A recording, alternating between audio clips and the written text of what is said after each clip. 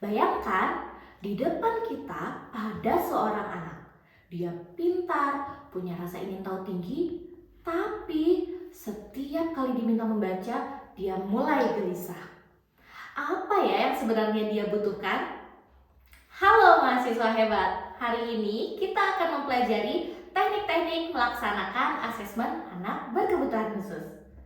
Teknik pertama adalah observasi. Observasi bisa dilakukan di kelas, di rumah, atau di lingkungan bermain.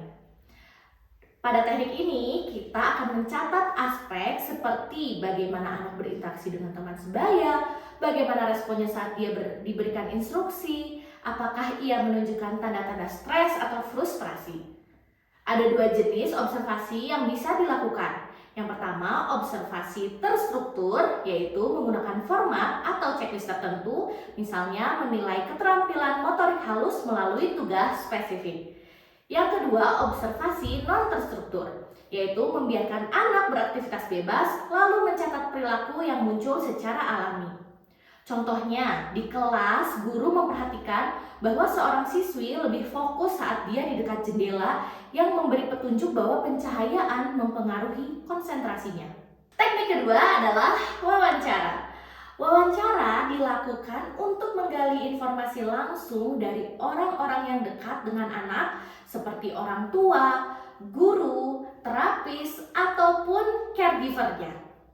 Pertanyaan terbuka seperti bagaimana perilaku anak saat di rumah memberikan ruang untuk cerita yang kaya informasi. Tapi kita juga bisa menggunakan pertanyaan tertutup seperti apakah anak menggunakan tangan kanan saat menulis untuk memastikan bahwa detail-detail tertentu kita kumpulkan datanya. Teknik ketiga yaitu tes dan instrumen standar. Ini adalah alat ukur yang sudah memiliki aturan baku dalam pelaksanaan dan penilaiannya, sehingga hasilnya bisa dibandingkan dengan standar yang ada. Kelebihannya, kita mendapat data yang objektif dan terukur. Tes juga dapat dibuat berdasarkan butir soal dari kisi-kisi instrumen yang sudah dibuat sebelumnya.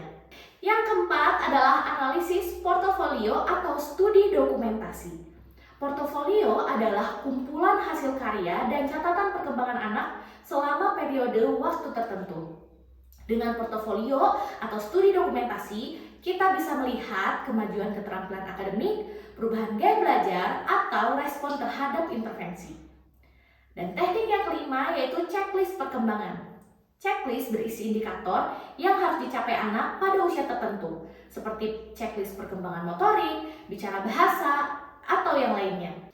Kita sudah mempelajari berbagai teknik asesmen mulai dari observasi hingga checklist perkembangan. Semakin tepat teknik asesmen yang digunakan, semakin besar peluang kita untuk merancang intervensi yang benar-benar bermanfaat. Sampai jumpa di materi berikutnya.